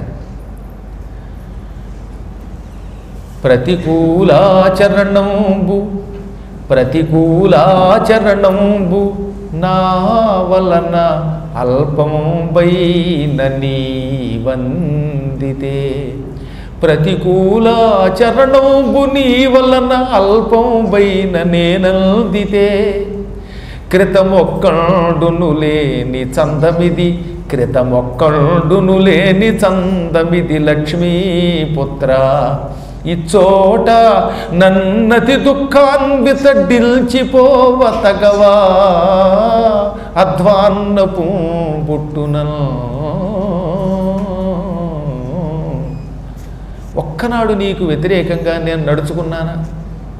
ప్రతికూలాచరణం అంటే వ్యతిరేకంగా నడుచుకొనుట, చెప్పిన మాట కాదనడం. అటువంటిది అల్పంబైన ఇంత పిసరైన నా వల్ల నీవందితే, నాకు నీవంటే ప్రాణం, అందుకే నువ్వేం చెబితే చేశాను. నా వల్ల నువ్వు బతికున్నప్పుడు వ్యతిరేకమైన మాట విన్నావా? నువ్వేం చెబితే అదే చేశాను, నీకు వ్యతిరేకంగా నేను నడుచుకోలేదు. అలాగే ఆ ప్రతికూలాచరణమే నీ వల్ల నేను పొందలేదు ఎంత కూడా. అంటే నీకు వ్యతిరేకంగా నేను, నాకు వ్యతిరేకంగా నువ్వు ఇన్నాళ్లలో ఒక్కనాడు కూడా అనుకోలేదు. భార్యాభర్తలు ఉన్నాక అంతో ఎంతో కీచులు ఆడుకుంటారట. ఈ కీచులాట లేకుండా ఎప్పుడూ కలిసికట్టుగా ఉన్న దంపతులు మనం. దిక్కుమాల మూడు పెళ్ళారు, పెళ్ళైన దగ్గర రోజు తోసుంటా అనుకోవడమే తప్ప ఐకమత్యంతో ఉండడం కష్టమని పెద్దలు అంటారు. అంటే ఆవిడ అంటుంది, నేను అనలేసమా. కానీ మనం అలాంటి వాళ్ళం కాదు, ఎప్పుడూ కలిసే ఉన్నాం. ఓ లక్ష్మీపుత్ర, ఇంతకు పూర్వం ఎక్కడా లేని గొప్ప దాంపత్యం ఇది. ఇక్కడ లక్ష్మీపుత్ర అనడం ఏంటంటే ఆయన బ్రహ్మపుత్రుడిగా పుట్టి, తర్వాత విష్ణువు కొడుకుగా పుట్టి, లక్ష్మీదేవి కొడుకుగా పుట్టి, మళ్ళీ తర్వాత ద్వాపరయుగంలో రుక్మిణీ పుత్రుడిగా పుట్టాడు. ఆయన చాలా జన్మలు ఎత్తాడు. అందుకని ఓ లక్ష్మీపుత్ర, విష్ణుపుత్ర, ఎక్కడైనా ఇటువంటి దాంపత్యం ఈ ప్రపంచంలో ఎవరైనా చూశారా? చూడలేదు. ఈ ఐకమత్యాన్ని, ఈ ప్రేమైక దాంపత్యాన్ని చూడలేక బ్రహ్మకు కూడా కన్ను కుట్టినట్టుంది. అందుకే నీకింత అన్యాయం చేశాడు. ఇక్కడ నన్ను ఈ దిక్కుమాలిన కొండ మీద అండ లేకుండా చేసిన ఒక్కడివి నీ దారి చూసుకుంటావా? నన్ను అతి దుఃఖాన్వితని చేసిపోతావా? నువ్వు లేకపోతే బ్రతకలేను, బ్రతకకుండా చచ్చిపోదామంటే చావు రాదు, ఇంకిప్పుడు నేనేం చెయ్యను అని పరిపరి విధాలుగా పలవరించింది, మహావిలపన చేసింది. దేవతలారా, విచిత్రం చూస్తున్నారా? మీరు వచ్చి నా భర్తని రక్షించరా అంటోంది. శివ, నువ్వు కరుణాస్వరూపుడివని విన్నాను, ఆ కరుణంత ఏమైపోయింది, ముష్కరుడివైపోయావు అంటుంది ఒకసారి. ఆమె ఏడుస్తూ ఉంటే వనచరులు ఏడ్చారు, కాళ్ళను కొట్టుకుందిటండోయ్. హస్తవు పాదవు తదాస్ఫల్య, బాబు ఆయన కాళ్ళు కొట్టుకుంటుంది, చేతులు కొట్టుకుంటుంది. కేశానత్రోటయత, జుట్టు పీక్కుంటుంది. దుఃఖం వచ్చినప్పుడు జుట్టు పీక్కుంటారు తలా, ఇలా పీక్కుని ఏడ్చింది పాపం, కన్నీళ్లు పెట్టుకుంది. చివరికి ఆవిడ ఏడుపు ఎంత విచిత్రమైందంటే ఆ ఏడుపుకి భయపడి అక్కడికి వచ్చిన జింకలు, సింహాలు, పులులు, ఎలుగుబంట్లు కూడా ఏడ్చాయట. క్రూర మృగాలు, సాధు మృగాలు అక్కడికి వచ్చి ఈవిడికి సపోర్ట్గా ఏడుస్తున్నాయట. ధర్నాలు చేసినప్పుడు అందరూ వస్తారు చూసారా, అలాగా ఈవిడ ఏడుస్తూ ధర్నా చేస్తూ ఉంటే పక్కన వచ్చి మృగాలు కూడా ఏడవడం మొదలుపెట్టాయి. అప్పుడు ఇంద్రాది దేవతలు వచ్చారు. మహేశ్వరుణ్ణి లోపల స్మరిస్తూనే రతీదేవిని ఓదార్చారు. అమ్మ, ఇంత ఏడవకు, గుండె పగిలేలా ఏడవకు అనగా ఎంత ఏడ్చినా గుండె పగలట్లేదండి అందుకే ఆవిడ. అందుకే మనల్ని దేవతలు అన్నారమ్మా, ఈశ్వర అనుగ్రహం లేకపోతే చావు కూడా రాదు, శివాజ్ఞ లేనిదే చేమైనా కొట్టదు, ప్రస్తుతం భయపడకు. నీ భర్త యొక్క భస్మం కొంత నీ చెంగులో మూట కట్టుకో. ఆ భస్మం అంటూ ఉంటే శివుడు అతన్ని బతికించగలడు. అసలు భస్మం లేకపోతే శివుడు బతికించలేకపోవచ్చేమో, వాళ్ళ అనుమానం అది. కానీ నిజానికి శివుడు ఏ బూడిద లేకపోయినా రక్షించగలడు. అయినా వాళ్ళ నమ్మకం, కొంత బూడిద ఆయన దగ్గరికి పట్టుకెడితే ఆ బూడిదని తీసుకుని మళ్ళీ బ్రతికిస్తాడని మా నమ్మకం. నీ ప్రియుడు నీకు దక్కుతాడు. సుఖమైన దుఃఖమైన ప్రతి జీవి తాను చేసిన కర్మఫలం వల్ల పొందుతాడు. సుఖదాత నకోప్యస్తి, దుఃఖదాత న కశ్చన, పర్వోపి స్వకృతం భుంక్తే దేవాన్ శోచసి వై వృథ. సుఖం దుఃఖం ఇవి ఎవరు మనకెవరు? మనం చేసుకున్న కర్మఫలం అనుభవిస్తాం. నువ్వు అనవసరంగా మమ్మల్ని తిడుతున్నావు. ఈ దేవతలారా, మీరే మా ఆయన్ని ముందుకు తోశారు, రెచ్చగొట్టారు, చంపారు అంటున్నావే. మేము చంపలేదు, మీ ఆయన్ని బ్రహ్మగారు శపించాడు ఒకప్పుడు. ఆ కథంతా మీరంతా విన్నారు కనుక మీకు నేను చెప్పక్కర్లా. బ్రహ్మశాపానికి గురై బ్రహ్మ మీద బాణం వేయడం వల్ల ఇలా చచ్చిపోయాడు ఈయన. ఇదంతా శాపానికి గురి ఆయన చేసుకున్న కర్మే ఇది అనగానే, అయితే మాత్రం మీరేగా పంపారు అందట. అలాగే ఆవిడ మొత్తం మీద ఓదార్చి ఆవిడ్ని వెంట పెట్టుకొని శివుడి దగ్గరికి వచ్చారు. పరమేశ్వర, ఇంత ఘోరం జరిగితే మళ్ళీ కళ్ళు మూసుకుంటావా? నువ్వు నిజంగా ఇప్పుడు తపస్సు చేయటం లేదని మమ్మల్ని గురించి ఆలోచిస్తున్నావని మా నమ్మకం. ఒక్కసారి శరణు అంటే కరుణిస్తావు, కిరాతకుల్ని కూడా కరుణిస్తావు. నువ్వు దయతో మమ్మల్ని అనుగ్రహించు. మన్మధుడు చేసిన పని లోకోపకారమే, ఇందులో మన్మథ స్వార్థ లేదు. సుస్పష్టంగా చెప్పారు, నస్వార్థం తన్మహేశ్వర. అతని స్వార్థం లేదు, పరమార్థం తప్ప. ఆది దంపతుల్ని కలపాలి అనుకోవడం అతని తప్ప. దేవతలు ప్రార్థిస్తే వచ్చి నీ మీద బాణం వేయడం అతని తప్ప. అతని తప్పు ఒకటే, నేను శివుణ్ణి కాముకుండి చేయగలను అని గర్వించడమే. ఆ గర్వం తప్ప ఇక అతనిలో సర్వం లోకపర్వమే. ఈ రతీదేవి ఏకాకిని దుఃఖిస్తోంది. కైలాసపతి ఆమెను ఓదార్చు, రక్షించు. క్రోధంతో సర్వాన్ని సంహరించకు. పైకి ఇక్కడ ఇంకో పెద్ద గొడవ వచ్చిందిట. ఆయన నుదుట ఉన్న 3వ కన్ను తెరవగానే అందులో నుంచి వచ్చిన అగ్ని ఇటు మన్మధుడిని భస్మం చేశాక లోకమంతా తిరగడం మొదలుపెట్టింది. అగ్ని బయటకు వచ్చింది కానీ చల్లారదు, వచ్చింది ఎప్పలు. బాంబు వేసితే ఇంక అది పేలితే ఏమైనా అయిపోతుంది.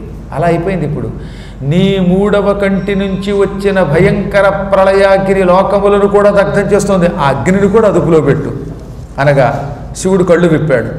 దేవతలారా, మునులారా, నాకు క్రోధం రాదు, వచ్చింది. వస్తే ఇక ఆ క్రోధాన్ని అదుపులో పెట్టడం ఎవడి వల్ల కాదు. అయినప్పటికీ మీరంతా నన్ను భక్తి శ్రద్ధలతో ప్రార్థిస్తున్నారు గనక మీ అందరికీ వరమిస్తున్నాను. ఈ మన్మథుడు ప్రస్తుతానికి శరీరం లేకుండా అనంగుడు అని పిలువబడతాడు. ఆత్మరూపంతో తిరుగుతాడు. ఆత్మగానే అందరినీ పట్టుకుంటాడు. దేహం లేకుండానే సంచరిస్తాడు. భవిష్యత్తులో ద్వాపర యుగంలో శ్రీమన్నారాయణుడు కృష్ణుడనే పేరుతో అవతరిస్తాడు. ద్వారకానగర నిర్మాణం చేసుకుంటాడు. ఆ తర్వాత రుక్మిణిని పెళ్లి చేసుకుంటాడు. ద్వారకలో రుక్మిణీ కృష్ణులకు ఈ మన్మథుడు ప్రద్యుమ్నుడు అనే పేరుతో కుమారుడుగా పుడతాడు. తదా కృష్ణస్తు రుక్మిణ్యాం కామం ఉత్పాదయిష్యతి ప్రద్యుమ్న నామ తస్యైవ భవిష్యతి నసంశయగా. ఈ కాముడు రుక్మిణీ కృష్ణులకు కుమారుడై పుడతాడు. అప్పుడు అతనికి ప్రద్యుమ్నుడు అని పేరు వస్తుంది. ఆ ప్రద్యుమ్నుడు శంబరాసురుణ్ణి సంహరిస్తాడు. రుక్మిణీ కృష్ణులకు పుట్టేవాడి చేతిలో మాత్రమే చావు ఉండాలని ఒకప్పుడు శంబరుడు అనేవాడు వరం కోరాడు. అప్పుడు బ్రహ్మగారు అలాంటి వరం ఇచ్చాడు. అందుకే వీడు ఇప్పుడు చచ్చాడు. భవిష్యత్తులో పుట్టబోతున్నాడు. పుట్టిన తర్వాత శంబరుణ్ణి చంపుతాడు. ఇతడు ద్వారకానగరంలో పుట్టగానే పురిటింటిలో ఉన్న పాపని శంబరాసురుడు పట్టుకుపోయి సముద్రంలో వేస్తాడు. పశ్చిమ సముద్రంలో వాడు పడగానే వాడు చేప మింగుతుంది. ఆ చేపని మళ్ళీ శంబరాసురుడి దగ్గర ఉన్నటువంటి జాలర్లు వల వేసి పట్టుకుంటారు. శంబరాసురుడికి చేపలంటే చాలా ఇష్టం. రోజు వాడి బతుకు చేపలు తినడం ఇంకేం లేదు. వాడికి తిండికి చేప, మరొక పక్కనేమో పాప. ఈ 2 పాపాలు తప్ప మరేమీ లేవు ఆ దుర్మార్గుడికి. అటువంటి ఆ దుర్మార్గుడు చేపల భక్షణ కోసం జాలరుల్ని పంపుతాడు. ఆ జాలర్లు వల వేస్తారు. ఆ వలలో చేప పడుతుంది. ఆ చేప కడుపులోనే ఈ బాలుడు ఉంటాడు. అప్పుడు ఈ రతీదేవి అక్కడే ఉండుగాక. అమ్మాయి రతి, నువ్వేం బాధపడకు. నువ్వు తక్షణం శోకాన్ని విడిచిపెట్టి అలంకారం చేసుకొని, శంబరాసురుడు ప్రస్తుతం సముద్రంలో ఒక నగర నిర్మాణం చేసుకున్నాడు. వాడి దగ్గరికి వెళ్ళు, నీకు వంట చేసి పెడతాను అను. వాడికి వంట అంటే చాలా ఇష్టం. చేపల పులుసు అంటే బాగా ఇష్టం. చేపల కూర, చేపల వేపుడు, చేపల పులుసు, ఇంకా అన్ని చేపలే. చేపల పచ్చడి, చేపలతో ఎన్ని రకాలు ఉంటే అన్ని రకాలు తింటేవాడు. అందువల్ల వాడి దగ్గరికి వెళ్ళి చేపలు వండి పెడుతూ ఉండు. భవిష్యత్తులో ఇందాకనే చెప్పినట్టుగా మన్మథుడు ప్రద్యుమ్నుడిగా పుట్టి చేప కడుపులోంచి నీ దగ్గరికి వస్తాడు. బెస్తవాళ్ళు వల వేసి పట్టుకొచ్చిన చేపలు నీ దగ్గర పెడతారు. నువ్వు చేపలు ఎప్పుడు కోసినా తలకాయ మాత్రమే కోయి, డైరెక్ట్గా పొట్ట దగ్గర కోయకు. అప్పుడు ఆ తలకాయ మాత్రమే కోస్తే కడుపులో ఉన్న నీ భర్త బిడ్డ రూపంలో వస్తాడు. వాడిని సాకు, అతనికి నీ మహామహిమలు నేర్పు. అతడు శంబరుణ్ణి వధిస్తాడు. దాంతో శంబరాసురుడి వల్ల వస్తున్నటువంటి గండాలు తప్పిపోతాయి. వాడికి స్త్రీలంటే పిచ్చ. ఆ దుర్మార్గుడిని స్త్రీలను రక్షించడానికి వధించు. శంబరుడి ధనమంతా మీ ఇద్దరూ సేకరించండి. అప్పుడు మళ్ళీ సుఖంగా ఉంటారు. అప్పటిదాకా మా భర్తను నేను చూడండి అంది మళ్ళీ ఈవిడ. ఎప్పటి ద్వాపరయోగం, ఎప్పటికది కొన్ని లక్షల సంవత్సరాల తర్వాత కదా భర్తను చూస్తాను. ఈలోపు వాడి దగ్గర ఉంటాననుకోండి, అయినా నా భర్తను చూసుకునే మార్గం చూపించండి అందుట. అప్పుడు ఆయన, దేవతలారా, మళ్ళీ మీకోసం ఒక చిన్న వరం ఇస్తున్నాను. హే దేవాహ సుప్రసన్నోస్మి జీవయిష్యామి చాంతరే కామస్సమద్గణో భూత్వా విహరిష్యతి నిత్యశః. కాముడు ఒక పచ్చని రూపం ధరిస్తాడు. ఆ రూపం ఛాయ అంటే నీడలో ఉంటుంది. పూర్తిగా ఆకారం ఉండదు, కానీ ఆకారం ఉంటుంది. అలా ఆకార రూపంతో ఒక పచ్చని రూపంతో నాకు సేవకుడై ఇటు కైలాసంలో ఉంటాడు. ఎప్పుడూ రతీదేవికి పక్కనే ఉంటాడు. అంటే రతీదేవికి పక్కన భర్త ఉన్నట్టు మాట్లాడుతున్నట్టు అనుభూతి ఉంటుంది. స్పర్శ మాత్రం ఉండదు తప్ప మిగతా అనుభూతులన్నీ ఉంటాయి. అతన్ని మీరు చూస్తారు. అనంగుడైన ఏదో లీలామాత్రంగా ఒక నీడగా కనపడతాడు. భవిష్యత్తులో మాత్రం మళ్ళీ సంపూర్ణ రూపం ధరిస్తాడు. ఈ విషయం అందరికీ చెప్పకండి, దేవతలకి రతికి మాత్రమే తెలియాలి. భవిష్యత్తులో పురాణం చెబుతున్నప్పుడు పద్మాకర్ గారు చెప్పినప్పుడు భక్తులు తెలుసుకుంటారు. అప్పటిదాకా మాత్రం ఎవరు పడితే వాళ్ళు దీన్ని లీక్ చేయకండి, వాట్సాప్లో పంపకండి అని చెప్పి ఆయన అదృశ్యమైపోయాడు. దేవతలు ఓదార్చారు ఇప్పుడు రతీదేవిని. అమ్మాయి, శివుడు చెప్పిన మాట విన్నావు కదా, నువ్వు బయలుదేరు, శంబరుడి దగ్గర వంటకత్తెగా చేరు అనగానే ఆవిడ ధైర్యం తెచ్చుకొని అలంకారం చేసుకుని శంబరుడి దగ్గరికి వెళ్ళి కాలం కోసం ఎదురు చూస్తూ ఎప్పుడు భర్త గారు పుడతారా, ఎప్పుడు ద్వాపరయుగం వస్తుందా, ఆయన్ని మళ్ళీ పెంచి పెద్ద చేద్దాం అనుకుందిట. ఎంత అదృష్టవంతురాలండి ఆవిడ. తన భర్త గారిని తానే పెంచింది. ఈ లోకంలో ఎంతమంది ఆడవాళ్ళు పిల్లవాడిని పెంచి పెద్ద చేసి తమ భర్తని మళ్ళీ భర్త చేసుకోగలరు? ఆవిడకి ఆ భాగ్యం కూడా దక్కిందిట. భర్త మరో జన్మెత్తగానే ఆ జన్మలో ఆయన్ని పెంచి పెద్ద చేసిన కథ మీరు ఇదివరకు భాగవతంలో విన్నారు. ఇక్కడికి ఆ కథలు అవగా ఇప్పుడు శివుడి యొక్క పాలనేత్రం నుంచి పుట్టిన భయంకరమైన అగ్నిజ్వాల లోకాలని కాల్చేయడం మొదలుపెట్టింది. ఈ లోకాలన్నీ కాలి బూడిదైపోవడం మొదలుపెట్టాయి. ఆ మహాగ్ని ప్రళయాగ్నికి అందరూ వణిగిపోయారు. అందరూ కంగారు పడి బ్రహ్మదేవుడి దగ్గరికి వెళ్ళారు. బ్రహ్మదేవ రక్షించు రక్షించు. శివుడేమో అదృశ్యమైపోయాడు. ఇప్పుడు హిమాలయ పర్వతాల్లో లేడు. ఎక్కడికి వెళ్ళాడో ఇంకా మాకు తెలియదు. ఆయన నుదుటి నుంచి వచ్చిన అగ్ని మన్మధుడిని భస్మం చేసి అక్కడితో చల్లారకుండా లోకాలన్నిటినీ కాల్చడం మొదలుపెట్టింది. నువ్వే రక్షించాలనగానే ఈశ్వరుడి యొక్క వరం ఈయనకి గుర్తొచ్చింది. బ్రహ్మదేవుడికి ఒకసారి చెప్పాట, నా శరీరం నుంచి ఎప్పుడైనా అగ్ని పుడితే ఆ అగ్నిని చేత్తో పట్టుకుని అవసరమైతే ఎక్కడో చోట భద్రపరిచే శక్తి నీకు ఇస్తున్నాను అని బ్రహ్మగారికి ఒకప్పుడు శివుడు వరం ఇచ్చాడు. అందుకని టక్కన ఏం చేశాడు, మహావేగంగా శివపాల వహ్ని దగ్గరికి వచ్చాడు. ఏయ్ అగ్ని, పాలాగ్ని చేతిలోకి రా అన్నట్ట. ఆ పాలాగ్ని చేతిలోకి వచ్చింది. అది పట్టుకున్నాడు ఆయన. ఇప్పుడు ఈ అగ్నిని ఏం చేయాలి? చేత్తో ఎంతకాలం పట్టుకుంటాం? నా చేతిలో ఉన్నంత వరకు ఇది లోకాన్ని నాశనం చెయ్యదు, కానీ ఎప్పుడో ఒకప్పుడు దీన్ని విడిచిపెడితే మళ్ళీ లోకాలు నశిస్తాయి అనుకున్నాడు ఆయన. దాన్ని సౌమ్యంగా ఒక ముద్దగా మార్చి అందమైన ఆడగుర్రంగా మార్చేశాడు ఆయన. సంస్కృతంలో ఆడగుర్రాన్ని బడవా అంటారు. ఇలా బడవాగా మార్చాడు, ఆడగుర్రంగా మార్చాడు. దాన్ని తీసుకొచ్చాడు, సముద్రుడి దగ్గరికి వెళ్ళాడు. సముద్ర ఇలా బయటికి రానగానే సముద్రుడు ఒక దివ్య రూపం ధరించి దగ్గరకు వచ్చాడు. పోయి సాగరా, ఇది బడబ అని పిలువబడేటటువంటి అగ్ని. ఈ బడబ అగ్ని నీలో దాచుకో, నేను చెప్పిన పని చెయ్యి అనగానే, స్వామి ఈ గుర్రం ఏమిటి, ఇది అగ్ని అంటావేమిటి, దీన్ని నా గర్భంలో దాచమంటావేమిటి, నన్ను నీ సేవకుడిని చేసుకుని అసలు విషయం చెప్పన్నట్ట. అయితే చెబుతున్నాను విను. ఇదంతా శివేచ్ఛ. శివుడికి ఆగ్రహం వచ్చిన విషయం నీకు తెలుసు. శివుడి యొక్క నుదుటి నుంచి వచ్చిన అగ్ని వల్ల మన్మధుడు భస్మమైన కథ నువ్వు వినే ఉంటావు. ఆ అగ్నే ఇది. ఈ అగ్ని లోకములను కాల్చేస్తూ ఉంటే నేను శివానుగ్రహంతో, శివుడిచ్చిన సామర్థ్యంతో దీనిని ఒక ఆడగుర్రంగా మార్చాను. ఆ గుర్రాన్ని పట్టుకొచ్చాను. నాయనా పుత్ర సముద్ర, ఈ అగ్నిని నీ గర్భంలో పెట్టుకో. సముద్రుడు తప్ప మరొకరెవరూ ఈ అగ్నిని అదుపులో పెట్టలేడు. ఇది రోజు నీ గర్భంలో ఉంటుంది. కొంచెం కొంచెం నీరు తాగుతుంది.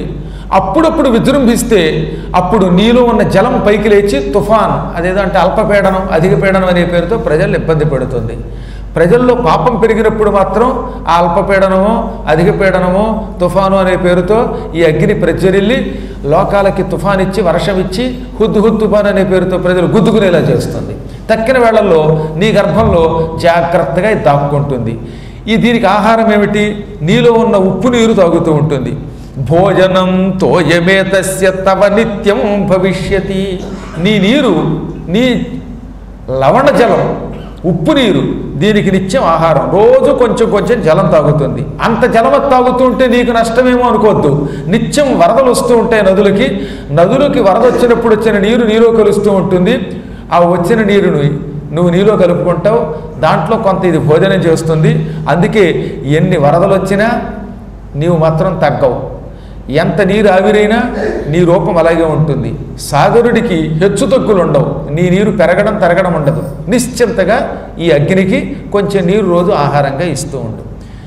ఈ అగ్ని నీలో ఉండడం వల్ల అప్పుడప్పుడు సముద్ర తీరములలో మార్పు వస్తుంది అన్నాడు ఆయన. అంటే ఏమిటో తెలిసిందిగా మీకు. కొన్ని చోట్ల చూసారా, పూర్వం సముద్రం చాలా ఒడ్డుకు ఉండేది, కొంచెం వెనక్కి వెళ్ళిపోతుంది, ఆ ఒడ్డును కూడా ఇళ్ళు వచ్చాయి. ఇప్పుడు మచిలీపట్నం రూట్లో కొన్ని చోట్ల అలాగే అయిపోయి, ఆ లక్ష్మీపురం ఆ ప్రాంతాల్లో పూర్వం అక్కడ దాకా సముద్రం ఉండేది, ఇప్పుడు సముద్రం వెనక్కి వెళ్ళిపోయింది.